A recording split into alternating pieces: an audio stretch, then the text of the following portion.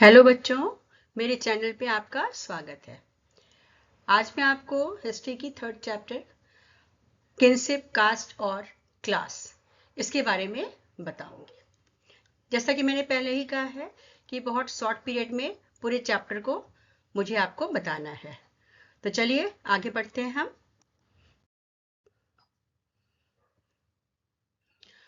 Kinship and family structure. Kinship shaped marriage rules, inheritance and household organization in ancient India, serving as core social principle। सबसे पहले हम इस chapter के बारे में आपको बताना चाहेंगे कि किनशिप का मतलब क्या होता है, यानी इस चैप्टर में हम क्या बात करना चाह रहे हैं और किस समय के बारे में बात करना चाह रहे हैं। ये जो टोटल जो टॉपिक है वो 600 BC से 600 AD तक के बारे में बताया गया है। कि जैसे कि आप लोग सभी जानते हैं कि इसके पहले जो चैप्टर हमने पढ़ा तो कैसे पढ़ा कि आयरन जो है उसका इन्वेंट हुआ और उसके बाद कैसे सामाजिक परिस्थितियां बदली, कैसे एग्रीकल्चर पे हम आए और किस तरह से जनपद और महाजनपद बने। अब इसी के कंटेस्ट में हम महाभारत को मेन सोर्स मानते हुए हम बहुत सारी जो सामाजिक स्थितियां थी उसके बारे में बताएंगे कि उस वक्त रिश्तेदारी कैसी थी, जाति क्या था और समाज कितने वर्गों में बटा हुआ था। तो किनशिप जो है उसका मतलब ही है रिलेशन, रिश्तेदारी इसे कहते हैं। ठीक है, अब हम कास्ट सिस्टम स्ट्रक्चर जो है उसके बारे में ही बताएंगे कि कास्ट सिस्टम क्या था उस वक्त। क्लास एंड सोशल इनइक्वलिटी क्या थी, यानी अगर समाज वर्गों में बटा हुआ है तो क्या पूरे समाज के लोग एक जैसे थे या उनके साथ एक जैसे बिहेवियर होता था, उसके बारे में बताएंगे। And literally source and ideology, क्या सोर्स था इनका, इसके बारे में डिस्कस करेंगे। Patriarchal family structure. Ancient Indian families were patriarchal with the eldest male गृहपति holding authority over property and rituals। इसका मतलब है कि जो जिस समय की हम बात कर रहे हैं एंशियंट इंडिया में और इवन महाभारत को सोर्स मानते हुए भी हम कह रहे हैं कि उस वक्त भी जो परिवार में जो परंपरा थी, वंश परंपरा, वो दादा के बाद पिता की, पिता के बाद उसके पुत्र की, उसके पौत्र की, इस तरह से चलती थी। यानी इसमें एक टर्म आया है गृहपति। गृहपति कौन है? वो गृहपति वो व्यक्ति है परिवार का जिसका परिवार के सभी रिचुअल पे होल्ड होता है, सभी प्रॉपर्टी पे, सारे पशुधन पे होल्ड होता है और परिवार का एक तरह से वो मुखिया माना जाता है। अभी भी हम बोलते हैं ऐसे गृहपति। गृहपति, गृह का मतलब घर होता है, आप जानते हैं, पति यानी मुखिया, यानी जो घर के सभी चीजों का मालिक होता है एक तरीके से। ठीक है। Lineage and marriage rules. Lineage का मतलब क्या होता है? वंश परंपरा।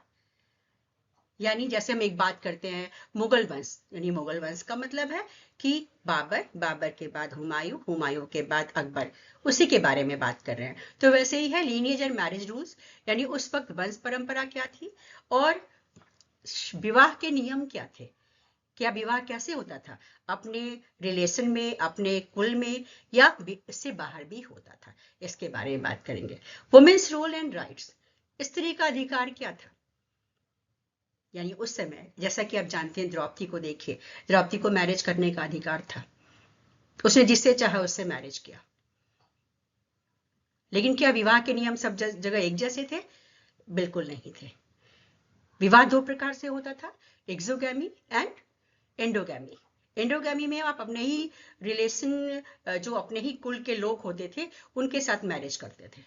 एक्सोगैमी में अपने कुल से बाहर जाकर आप मैरिज करते थे। ठीक है। अब जो वुमेन्स रोल था, स्त्री का अधिकार अपने घर में बहुत ही कम था। देखिए, हम बहुत बड़ी बड़ी राजकुमारियों की बात नहीं करेंगे, जनरलाइज करके बात करेंगे। तो स्त्री जो थी उसका अधिकार न पिता की संपत्ति पे था न पति की संपत्ति पे था। जो विवाह में उसे उपहार मिलता था वो उसकी अपना स्त्री धन कहलाता था। स्त्री धन भी इसमें एक टर्मिनोलॉजी है, जिसका मतलब है कि स्त्री को जो विवाह के समय या पति ने जो कुछ उसको दिया है वही उसका स्त्री धन है। कई बार ऐसा होता था कि उसे जमीन जायदाद भी मिलता था। जैसे अगर आप प्रभावती गुप्ता की बात करेंगे, चंद्रगुप्त द्वितीय की पुत्री के बारे में, तो देखिएगा कि उसने अपने जमीन को दान दिया था, यानी जरूर उसको जमीन उपहार में मिला होगा।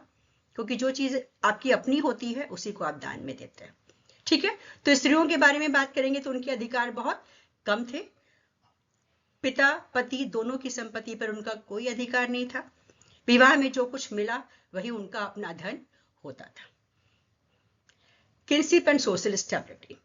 अब रिलेशन के साथ समाज में किस तरह से जो स्टेबिलिटी थी, समाज कैसे उसको स्टेबल बनाया गया, इसके बारे में हम बात करेंगे। 4 वर्ना categories.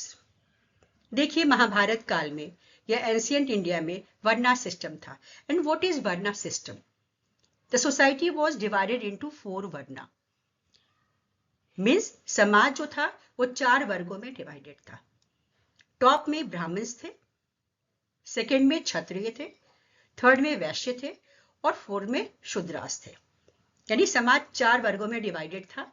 And role and responsibilities उनकी क्या थी? ब्राह्मण का काम था शिक्षा देना, हवन कराना, पूजा पाठ कराना। And ideological foundation, sacred text like पुरुषा सुक्ता justified Varna as cosmic order linking social structure to divine origin। यानी समाज में एक स्टेबिलिटी लाने के लिए ही वर्ना सिस्टम था। यहां पर हमने बात की कि ब्राह्मण का काम क्या था। अब क्षत्रिय क्या करते थे? वो देश की रक्षा करते थे और शासक थे वो। वैश्य का काम क्या था? वो सफल व्यापारी थे। शूद्रास एग्रीकल्चर वर्क करते थे। इस तरह से समाज जो था वो 4 वर्गों में डिवाइडेड था, 4 वर्नास में डिवाइडेड था।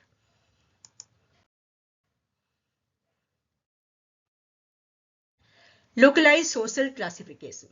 Jati provided practical localized social classification shaping real life interaction and occupations in ancient India। अब देखिए जाति क्या थी। आगे चलकर जो वर्ना सिस्टम था उसमें जो जिसने काम किया, जैसे ब्राह्मण अगर शिक्षा दे रहा है, हवन करवा रहा है तो ब्राह्मण है। जो देश की रक्षा कर रहा है, शासन कर रहा है, वो क्षत्रिय है। जो बिजनेस में जिसका इंटरेस्ट है वो वैश्य है, और जिसको एग्रीकल्चर वर्क या अदर वर्क में इंटरेस्ट है वो शूद्र है।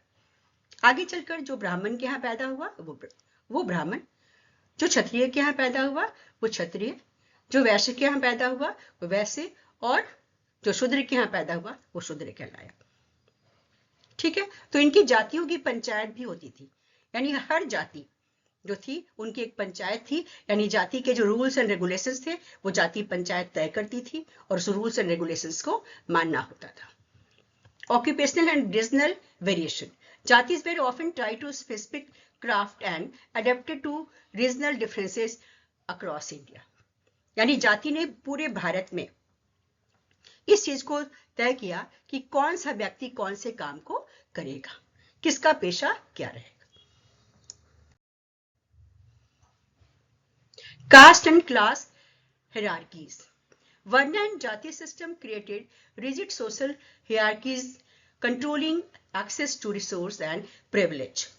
अब कास्ट देखिए, वर्ना और जाति सिस्टम ने क्या किया? समाज में एक मजबूती दी, समाज में एक स्टेबिलिटी दी कि समाज में जो डिफरेंट क्लास है वो काम क्या करेगा, कौन सा वर्ण क्या काम करेगा, कौन सी जाति का काम क्या है, और उनके अपने अपने अधिकार क्या है, रिसोर्स क्या है। Social exclusion and privilege. Brahmins held high status with exemptions while Shudras and marginalized group faced exclusion and restrictions। ब्राह्मण प्रिविलेज्ड व्यक्ति थे, यानी उनको बहुत सारी सुविधाएं समाज में थी। शूद्रास जो थे उनको इतनी सुविधाएं समाज में नहीं थी, वो कुछ अधिकारों से वंचित थे। जैसे मैं एग्जांपल दूं, ब्राह्मण्स को टीचिंग का राइट था, पढ़ने का राइट था, शूद्रास को नहीं था।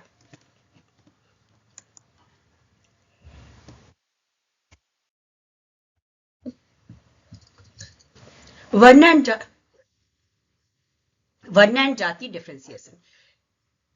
अब देखिए, जो फ्रिक्वेंटली क्वेश्चन पूछे जाएंगे वो वर्ना सिस्टम से पूछे जाएंगे।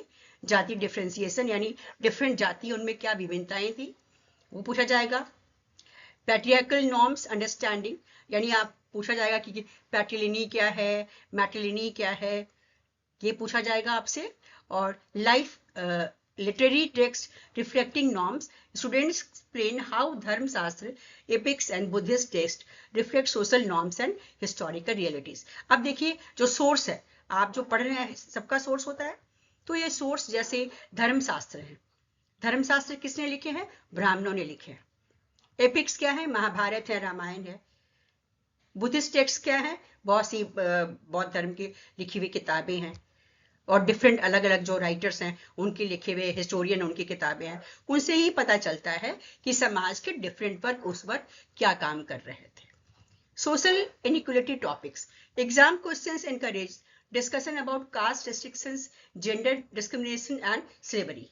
क्वेश्चन उस पर ही बेस आ सकता है कि कास्ट सिस्टम क्या था, क्या डिफ्रेंसिएशन थे, डिस्क्रिमिनेशन क्या था, यानी उनके साथ किन किन तरह से उनको डिस्क्रिमिनेट किया। जैसे आप चंडाल को लीजिए, इस चैप्टर में चंडाल वर्ड भी है, जिसमें चंडाल कौन थे? चंडाल वो लोग थे जो गांव के बाहर रहते थे, ये लोहे के आभूषण पहनते थे, जो बर्तन फेंके हुए होते थे उनका इस्तेमाल करते थे।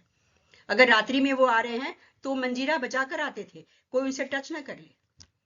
अगर कोई टच कर लेता था दोबारा से उसको स्नान करना पड़ता था। वो मरे हुए जीव जंतुओं को उठाते थे।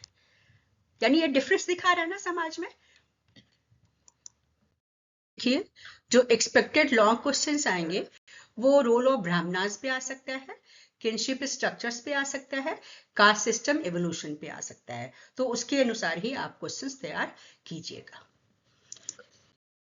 अगर आप चाहते हैं कि आप फुल मार्क्स लाएं तो आप मैप वर्क पे जरूर ध्यान दीजिए। देखिए मैप वर्क चैप्टर 3 के लिए है कि अर्बन सेंटर, जैसे आप पुराना जो इंडिया का पॉलिटिकल मैप होगा ना, पुराना आजकल का नहीं, उसमें आपको देखना है कि जो अर्बन सेंटर्स कौन कौन से हैं, यानी शहरी क्षेत्र कौन कौन से हैं। जैसे ये देखिए तक्षशिला है, उज्जैन है, पाटलिपुत्र है, हस्तिनापुर है, ये कहाँ पे है ये आपको दिखाना पड़ेगा। अब सिग्निफिकेंट रीजन्स क्या है? जैसे mark reason like Indo-Gangetic plains and early agricultural zones important in ancient text and class, यानी आप गंगा के किनारे कौन कौन से एरिया थे जो जहाँ पे बिजनेस हो रहा था, जो इम्पोर्टेंट सेंटर्स थे, इसको आपको बताना पड़ेगा। Please like, share and subscribe my channel. Thank you.